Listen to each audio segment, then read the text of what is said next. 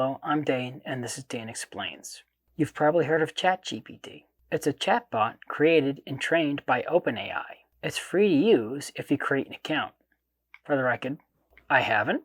Anyway, the intelligent responses it gives, including programming code that actually works, has got a lot of people worried that this thing is too smart. Maybe it could even take high-skilled jobs away from people like writers and programmers. It's also been showing a political bias as well.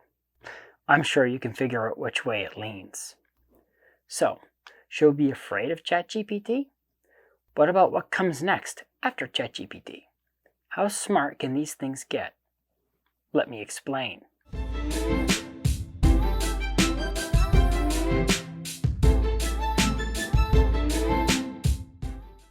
The last few months, ChatGPT has been making a lot of headlines. It seems like it can do anything from write your college essays, writing computer programs for you, and even writing scripts for your YouTube videos. A lot of people have been spoofing their viewers with scripts written by ChatGPT. And no, I'm not doing that. I don't think it's a good idea anyway due to ChatGPT's left-leaning bias. If we don't believe it has a left-leaning bias, people have managed to get around ChatGPT's safeguards to get it to admit its own left-leaning bias. It even admits the reason, although the safeguards that have been put on it also showed a bias as well, since you can't normally ask it to say positive things about Trump, for instance. Although you can for people like Biden and Kamala Harris, with the claim that it can't be politically biased.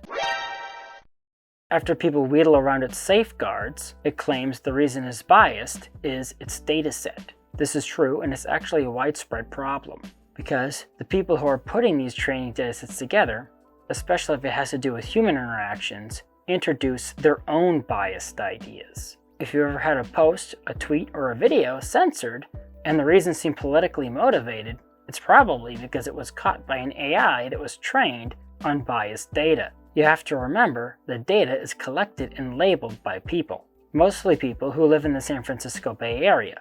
So that might help you see where the issue is here. Anyway, other AIs exist that are a lot like ChatGPT. But what makes ChatGPT different is it's free to use. For years already, people have been using AIs to help them write titles, scripts, paint paintings, and even help judges decide what a sentence should be in criminal cases. And that's the thing about ChatGPT. Most of the responses are cherry-picked. That's why they always seem so good. When you ask it to do something like come up with a title for a video, you don't ask it for one. You ask it for many and just pick the one that seems best. Of course, the big thing about ChatGPT is it can do it with so many different things. Not only that, the user asking the questions has to have a lot of experience with their particular profession to get good, clear, and accurate answers. So, ChatGPT won't be replacing anyone's job anytime soon, just assisting people in those professions. ChatGPT is a bit like one of those kids in school who can suck up all the info given to them and easily regurgitate the info back when needed.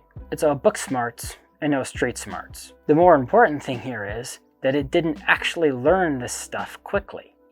It learned it very slowly.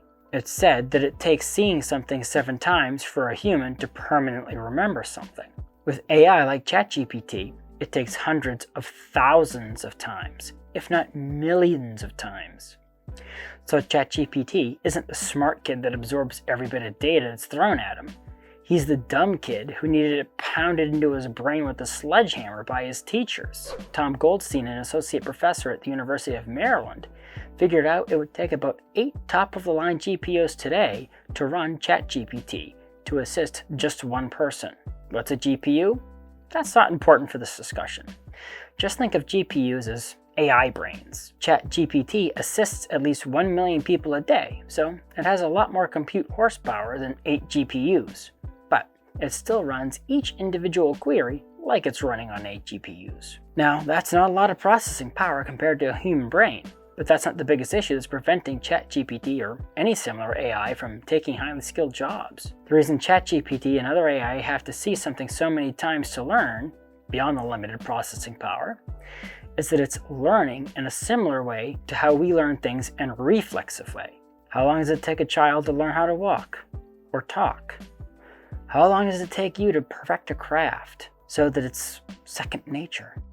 It often takes us, the most intelligent beings on Earth, thousands of tries to hone our reflexive knowledge to be good at something. But to get there, we have to use what's called our general intelligence. Basically the active and aware part of your brain that allows you to think and make decisions. You use it to repeat a task over and over, which trains your reflexive intelligence. Eventually, you get to the point where you can perform actions without having to use your general intelligence, beyond making the decision to do the task. ChatGPT and its counterparts have zero general intelligence. They don't think, and they can't think.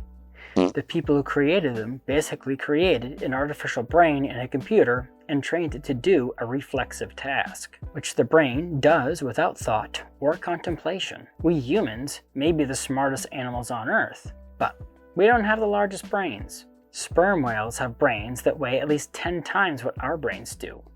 And they're smart, but not as smart as us. Why?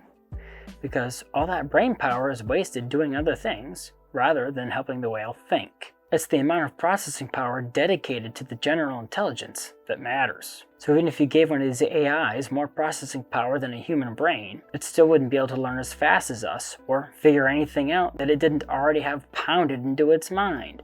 Most importantly, it wouldn't be able to think either.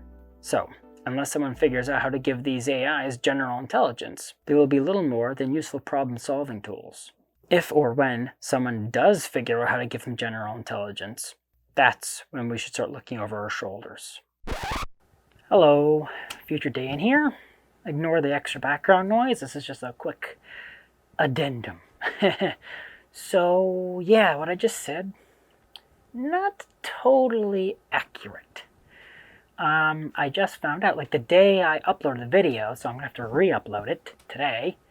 The day after I uploaded the video, my wife works in a certain internet industry where she deals with people who, well, they write for a living, but they write for other people, like, just like puff pieces to put in like news websites and various other websites. Like they sell these things and they hire writers to write them. And my wife was looking for a particular kind of piece to put up, so she contacted one of her usual people who do this, and the person said that she couldn't because she lost her job to ChatGPT. That the company she worked for fired almost all of their writers because if they wanted an article written about a particular subject, they would just use ChatGPT to write it.